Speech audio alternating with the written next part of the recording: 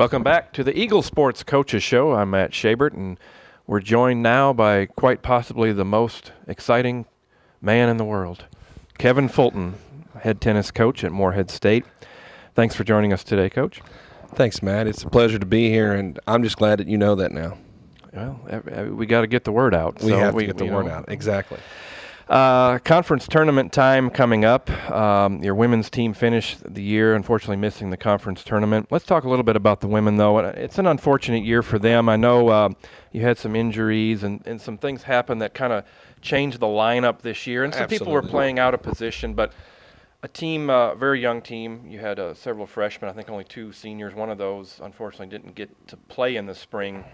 But a team that, got a lot of experience. You had so many players in the lineup that were freshmen, and they never quit. No, they didn't. And, I go back to Bobby Knight's book, Season on the Brink, the year before they won the championship, and all the troubles they went through with kids transferring, with issues within the chemistry. This team was built to be very good this year. Briar Preston, Brooke Helms, Victoria Cran, Andrea LeBlanc Torres. There were names that were going to be very, very good in the OVC. And losing Brooke in the fall with a blood clot, then all of a sudden Andrea tears her ACL second day of practice in the spring. Briar has an elbow issue, plays half the matches right-handed and plays at 6 and actually does very well. Victoria Cran, I can't speak enough about her leadership with a young group of girls. I mean, on paper, we're 2 seniors and 6 freshmen. And I was really pleased with how they stick together as a family, as a group of girls. They're all good students. I quite frankly will look back on this year, I hope, at this time next year, and be saying, man, look at the difference in a year. They did fight to the end. I can't say enough about Morgan Wright and Lisa and Dom and Sandy and Natalia. I mean, these girls have really just kind of weathered a storm. And I think that's the best way to put it. We're weathering this year. We're looking forward to next year. And I'll remember this time is probably one of the best coaching jobs I've ever done. I mean, it doesn't say it on paper. But to keep people playing hard, even though they know they don't have something to play for, is never an easy task. But these girls taught me a lot as much as I taught them along the way. Yeah, I think sometimes any team, any sport, really, when you're winning and dominating and you're never losing, I think you kind of take for granted. But when you're struggling, I think you really learn a lot about yourself and learn how to figure out how to not – you don't want to feel that way, ever again. No. And you learn how to win, I think. I think you do too. I think you're going to go one of 2 ways. You're either going to fold it up and leave, or you're going to look at it and say, look, I'm going to remember this, and I don't want to feel this way again. We spent a lot of time in the middle of the season working with the younger kids on details. And we told them the real difference between us winning and losing some of these matches, because people will look at scores and see it may be 7-0. But they don't realize that all those matches went 3 sets and you just didn't get it done. And we had some situations like that this year where we just didn't quite get over the hump. I feel like that with this group of kids and with Kennedy and Haley coming in next year, that it's just going to be such a different results. I hope it's the same as far as the chemistry, because these girls were a lot of fun. They didn't let things get them down too long. As a matter of fact, and I hope she doesn't mind me mentioning this, I was told by one of my players that I needed to be more negative. Really? Yeah, that I was trying to be too positive through all the adversity, and I said, okay.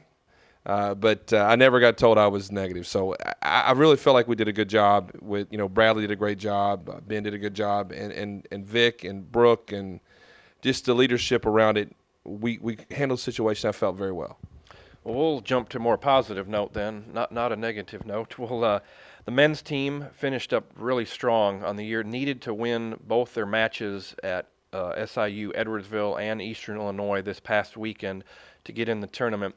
And you did that. In fact, you pretty much won those going away, 5-2 in both of those, and took care of business. Now you're going to head into the OVC tournament this Friday playing rival Eastern Kentucky in the first round.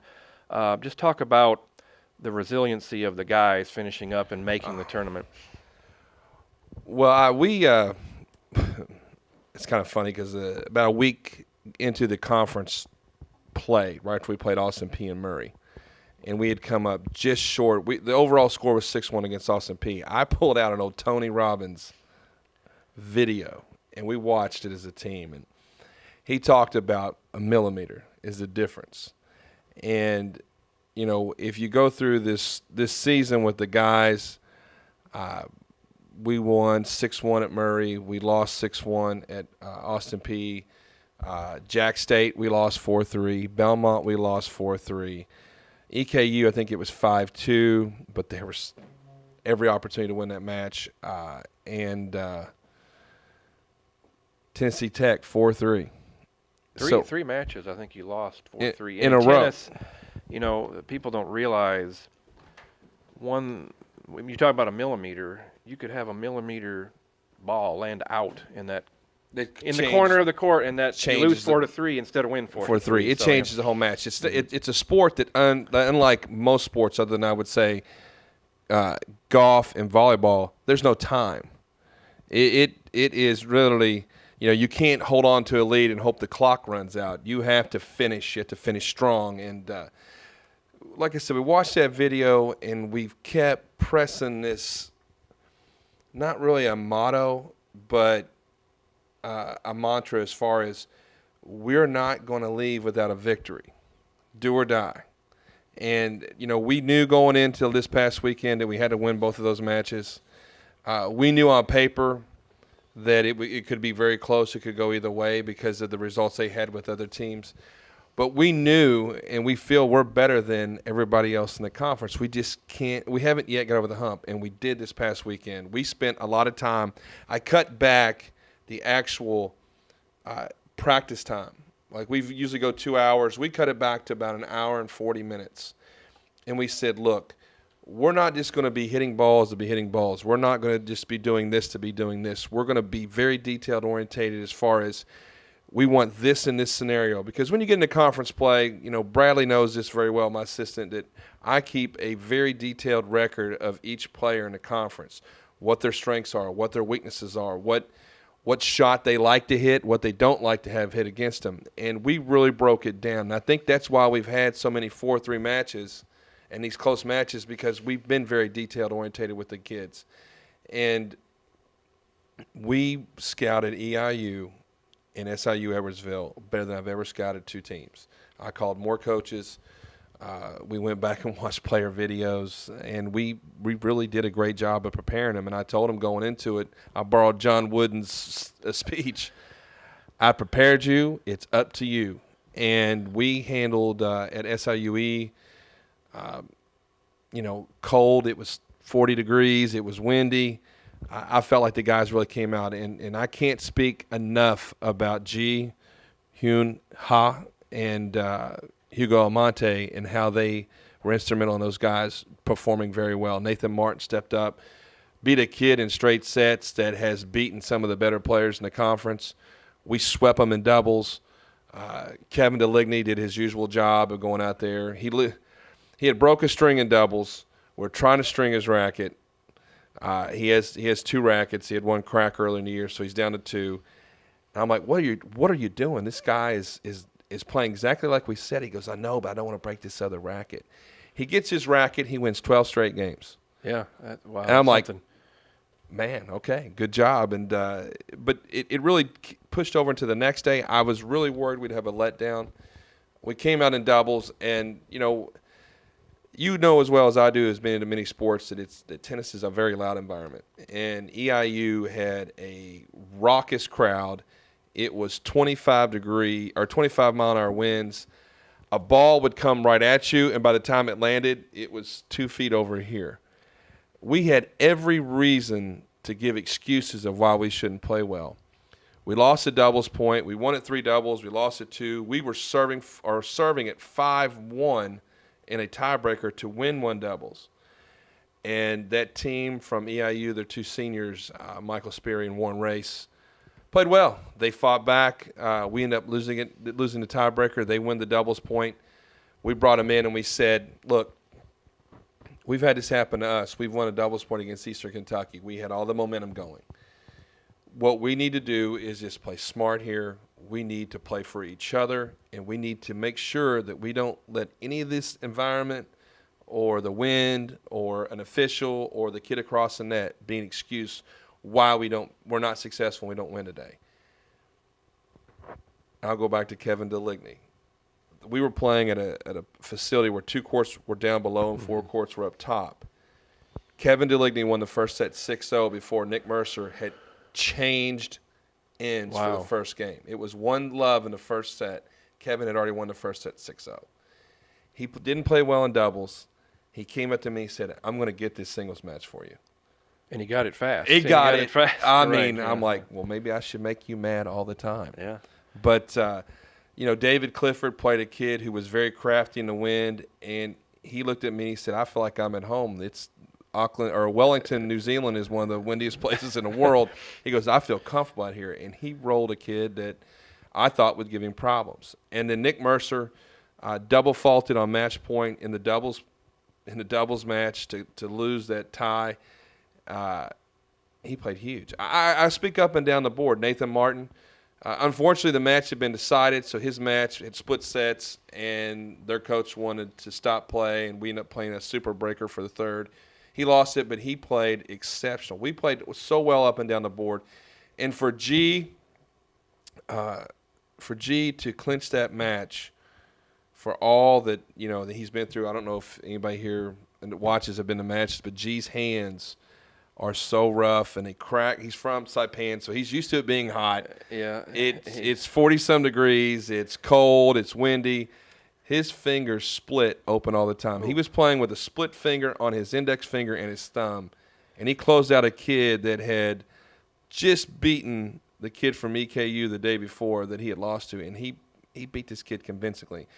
These scores do not reflect how well we played in a very crazy condition. So I'm really looking forward to what we're going to do this Friday. I feel like that the pressure is solely on Eastern Kentucky. Everybody knows that it was at that match that it was very, very hard contested, and that we got every opportunity that we want to win that match. Kevin Fulton, our guest, head tennis coach here at Morehead State on the Eagle Sports Coaches Show. And yeah, you talk about the Eastern Kentucky match before. You guys did win the doubles point, and you look up and down, you lost 5 of the 6 singles, but you look at the scores from that match, a couple of 4s, 3s, and then Nick Mercer took his to 3 sets. Actually, was almost should have won that. Was probably serving for the match once the point was decided. We had 2 kids that day that were coming off of being sick for the previous 3 days of bronchitis. Hadn't hit a ball in 3 days. Kevin Deligny looked like the shell of himself out there. And Giovanni Samaya, I'm very, very pleased with Giovanni this semester. I feel he's the best freshman in the conference, hands down. A vocal leader. I mean, if you've ever been up there, he's very loud. He is the loudest. He's the loudest kid I've ever coached. And he's firing everybody else up. That's one thing I think when you watch your team, everybody else in between their sets and their points, they're cheering on somebody as far down as court 6 or court 5, even if they're on number 1 court. They can hear that all the way down there, pumping them up too, and I think that really gets them going. Our kids do a great job. We really preach positive reinforcement as far as, when you're cheering for your team, it's always towards your team. It's always positive. I get tired of being at matches and you get kids heckling kids, or you'll get another player try to taunt or bait another kid. And I feel like we do a good job. And Giovanni, we call him Curious George. He asks literally a million questions. We call him 3-question George. He's only allowed to ask 3 questions a day. He'll even coach, one more question. But he is going to be a key factor. I think him and Kevin, I think this match is going to be won 3 through 6. I think the doubles point is going to be huge. We've kept our same doubles lineup for the last 6 or 7 matches. EKU going to the tournament has flipped his doubles up, I think, to try to get an advantage.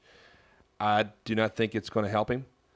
I feel like that we are playing our best doubles of the year right now. Even though we lost at EIU, we played so well the day before. I feel like it's going to be an advantage for us. And I really believe that these guys are ready. Nathan Martin, Hugo, G, they're all talking the same thing. Giovanni. We're not only good enough to win the conference, we feel like we're the best team. So, yes, we're at the sixth seed spot, but if you watch any sports this year, you look at the NCAA tournament, the underdog has done very well. And these guys embrace that. I think in the past that we looked at it like some of the guys on the team that we've had in the past have said, I don't know if we can beat that team. We feel like we shouldn't lose. So, we played a tough schedule this year. We played Arizona. You played Kentucky, you played Louisville, and these guys have seen far better competition than what we're going to face this weekend. Coach, thanks for joining us today, and all the luck this weekend with your men's team at the OVC tournament. You can follow msueagles.com or ovcsports.com and find out the results, and we hope that we'll be writing about a championship win on come Sunday. I hope you're down there to help us celebrate that, man. Thanks again, man. Thank you very much. That's going to do it for this edition of the Eagle Sports Coaches Show. We want to thank Lindsey Olson, and also David Williams was on the show, a softball coach, Jamie Gordon, and, of course, Kevin Fulton. The most interesting man in the world. That's right. No one can top you on that. I don't think so. I drink milk, though, not what the most other guy drinks. Right. And, again, I'm Matt Schabert, and thanks for listening to the Eagle Sports Coaches Show. We'll be back next week with another exciting lineup. Once again, thanks for listening to the Eagle Sports Coaches Show.